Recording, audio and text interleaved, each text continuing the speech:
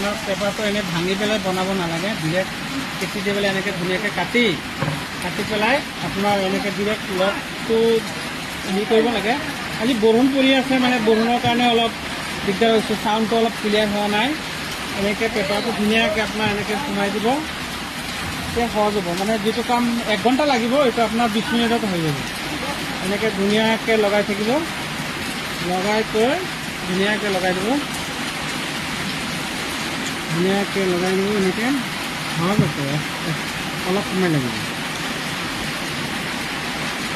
বেছি সময় নালাগে। এনেকৈ লগালে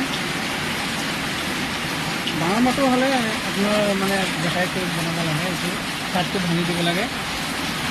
সৰু মটৰটো সহজ হয়, আপুনি চাওক অলপ সময়তো হৈ যায়, বেছি সময় লগা নাই,